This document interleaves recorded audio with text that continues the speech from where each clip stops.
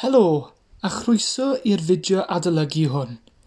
Dr Lovell ydw i, a dwi'n ddarlithydd yn Adran y Gymraeg Prifysgol Abertawe. Dwi, ar y cyd â Dr Gwenan Hyam, yn dysgu'r modiwlau iaith a chymdeithaseg iaith yn yr adran, gan gynnwys modiwlau fel y Gymraeg ac addysg, modiwl sy'n archwilio'r bythefnos rhwng polisi ac arfer o ran dysgu ac addysgu'r Gymraeg mewn ysgolion Saesneg. Os ydych chi am gael rhagor o wybodaeth am astudio Gymraeg yn Abertawe, ewch draw i'n gwefan a'n dilyn ar Facebook, Twitter ac Instagram. Un o'r prif feysydd a'r fanyleb y cwrs Cymraeg a Iaith Safon Uwch yw'r Gymraeg yn y Gymdeithas. Nod y fideo hwn felly yw trafod a yw'r Gymraeg yn iaith fyw ac yn iaith byw. Trafodwn sefyllfa bresennol yr iaith, gan astudiad beth yw'r heriau sy'n wynebu'r iaith, a beth sy'n cael ei wneud i hyrwyddo'r iaith heddiw. Ond cyn hynny, gadewch i ni ystyried y cyd-destun hanesyddol yn gyntaf. Nôl yn y 40 ganrif ar 15, roedd yr agweddau tuag at y Gymraeg yn negyddol iawn weithiau. Dyma ddyfynnu o'r llyfrau gleision. The Welsh language is a vast drawback to Wales and a manifold barrier to the moral progress and commercial prosperity of the people. It is not easy to overestimate its evil effects. Ac ystyriwch chi hefyd y dyfyniad nesaf o y papur newyddion Times, nôl yn 1866. For all practical purposes, Welsh is a dead language. Ond gweithio pob ymdrech i wneud yn siŵr nad oedd gan y Gymraeg lle amlwg yn y gymuned, yn y gymdeithas, dyma hi yn dal i ffynnu ac yn dal i fyw. Felly, rydyn ni'n gwybod bod y Gymraeg yn iaith fyw, a living language. Ond faint o bobl sy'n siarad Cymraeg yng Nghymru yn ôl cyfrifiad 2011? 19%? 10%? 25%? Neu 5%? Yr ateb i hyn yw 19%.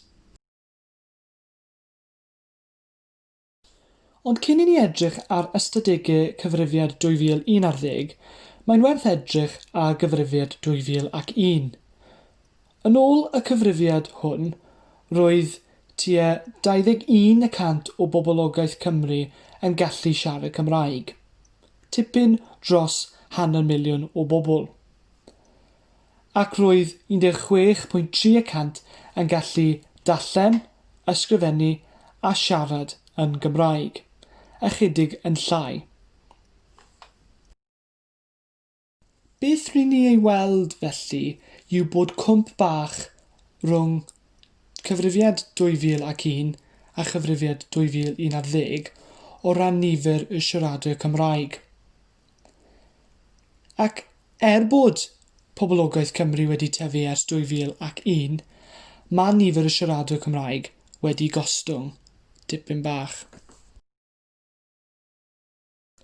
Oherwydd yr heriau sy'n wynebu'r iaith Gymraeg, mae Llywodraeth Cymru wedi lawnsio strategaeth newydd ar gyfer yr iaith, sef Cymraeg 2050 miliwn o siaradwyr. Dyma ddyfynnu o'r strategaeth.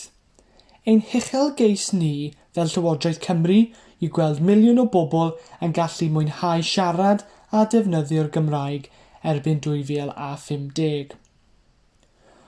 Ond, os ydyn ni i lwyddo ac i gyrraedd y nod uchelgeisiol yma, mae'n holl bwysig ein bod ni, y siaradwyr Cymraeg, yn defnyddio ein Cymraeg bob dydd.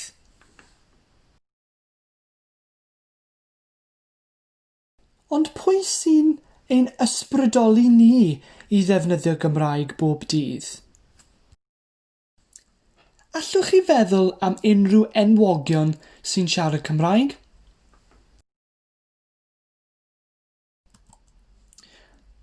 Pwy yw hon? Wel, dyma Alex Jones, cyflwynraig ar y One Show a BBC 1. A beth am hon? Wel, dyma Eve Miles, a falle bod chi'n gyfarwydd o'i gwaith ar un bore Mercher, a'i chot enwog erbyn hyn. A beth am hwn? Dyma Iwan Griffith, o'r ffilm Solomon a Gaynor, actor o fri, sydd wedi bod mewn nifer o ffilmiau Hollywood.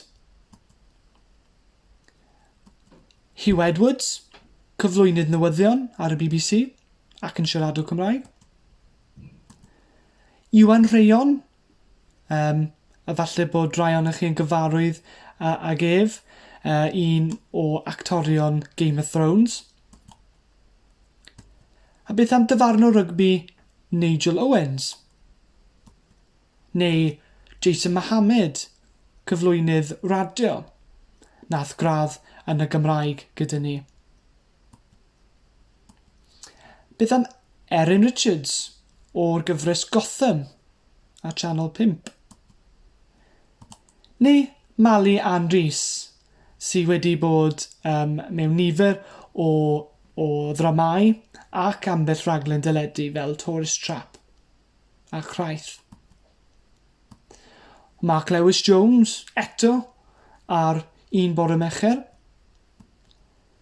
Ac Aaron Ramsey, y peldrwydiwr.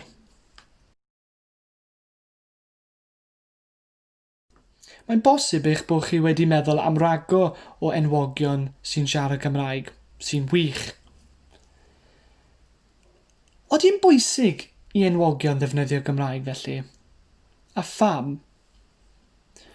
Wel, os mae enwogion yn defnyddio'r Gymraeg ar trydar neu ar Facebook neu ar y teledu, mae'n helpu rhoi statws a phroffil i'r iaith ar lwyfan genedlaethol neu lwyfan rhwngwladol. Mae hefyd yn dangos bod Cymraeg yn iaith fyw yn ogystal â bod yn iaith byw. Ac mae hefyd yn helpu ysbrydoli pobl ifanc i ddefnyddio'r iaith. Gadewch i ni ystyried ambell drydariad gan enwogion Cymraeg.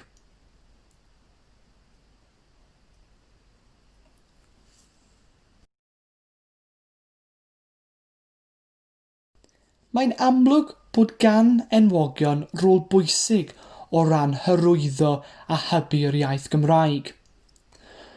Ond beth am gwmnïau a sefydliadau? Oeddi'n bwysig i gwmnïau ddefnyddio'r iaith? A pham? Oeddech chi'n gallu meddwl am enghreifftiau o gwmnïau sydd wedi rhoi llwyfan i'r iaith Gymraeg? Wel, os mae cwmnïau yn ddefnyddio'r iaith, mae'n helpu annog pobl i ddefnyddio Cymraeg mewn siopau lleol. Mae hefyd yn dangos bod yr iaith Gymraeg a'r iaith Saesneg yn gyfartal. Mae hefyd yn helpu normaleiddio defnyddio Cymraeg yn y gymuned.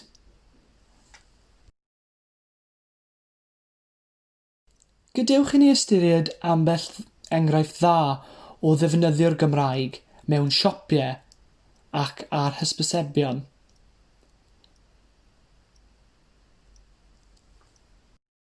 Beth sydd yn dda am bob un o'r enghreifftiau hyn yw bod y Gymraeg yn glir ac yn amlwg a pob un o'r arwyddion neu hysbysebion, ac mae hynny yn rhoi lle i'r Gymraeg. Fyddwch chi'n fwy tebygol o fynd i siop pe bawn nhw'n defnyddio'r Gymraeg tybed? Pa mor bwysig yw e bod siopau lleol yn defnyddio Gymraeg yn eich barn chi?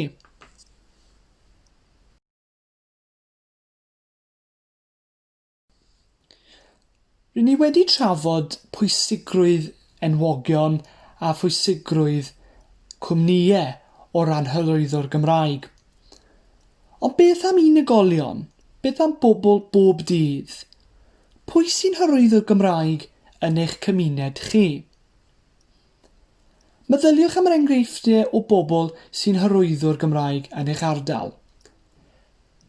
Beth mae'r bobl hyn yn ei wneud i hyrwyddo'r iaith?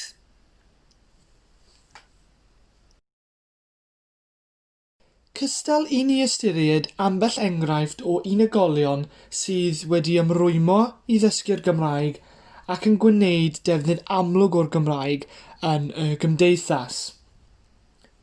Dyma Rebecca Jones. Mae Rebecca'n dod o Aberdâr yn wreiddiol. Fe enillodd hi radd dosbarth cyntaf yn y Gymraeg ym Mhrifysgol Abertawe. Mae hi nawr yn gweithio fel cyfieithydd. Enillodd Rebecca Fedal y Dysgwyr yn y Steddfod yr Urdd 2017, a hynny oherwydd ei hymrwymiad hi i ddysgu'r Gymraeg ac i hyrwyddo'r Gymraeg yn y gymuned. A beth am Rebecca Morgan? Mae hi'n dod o Ben Coed ym Mhen y Bont. Enillodd hi radd dosbarth cyntaf yn y Gymraeg yma ym Mhrifysgol Abertawe. Ac erbyn hyn, mae hi'n athrawes yn y Gymraeg mewn ysgol uwchradd. Mae hi hefyd yn un o enillwyr Medal y Dysgwyr, a hynny yn 2018. Mae Rebecca, ar ôl dysgu'r Gymraeg, yn nawr yn addysgu'r Gymraeg ac yn rhoi nôl i'r gymuned. A beth am Adam Williams o Fagwyr Sifynwy? Mae Adam yn astudio BA Cymraeg ac Almaeneg yn Abertawe, ac oherwydd ei ymrwymiad i ddefnyddio'r Gymraeg yn gymdeithasol, mae wedi ennill Medal Bobby Jones yn y Steddfod yr Urdd 2019. Dyma ond ychydig o enghreifftiau o bobl sydd yn ysbrydoliaeth i eraill ac yn ceisio hyrwyddo'r Gymraeg yn y gymuned. Ond sut allwch chi ysbrydoli pobl eraill i ddysgu a defnyddio Gymraeg? Beth am ddechrau grŵp siarad Cymraeg yn yr ysgol? Neu bodlediad i ddysgwyr? A pan rydych chi ar y cyfryngau cymdeithasol, pam na newch chi rhoi statws yn Gymraeg neu yn postio ar Instagram yn Gymraeg? A beth am gwisgo bathodyn Cymraeg yn y gwaith a dechrau pob sgwrs gyda siwmai? Mae'r pethau bychain hyn i gyd yn helpu i hyrwyddo'r iaith yn y Gymdeithas. Gobeithio bod y fideo adolygu hwn wedi bod yn ddefnyddiol o ran dysgu beth yw'r heriau sy'n wynebu'r iaith Gymraeg a beth sy'n cael ei wneud i hyrwyddo'r iaith yn y gymuned heddiw. Cofiwch gysylltu os oes gyda chi gwestiwn am y cynnwys yma, a chofiwch hefyd i'n dilyn ni ar y cyfryngau cymdeithasol. Diolch yn fawr, hwyl am y tro.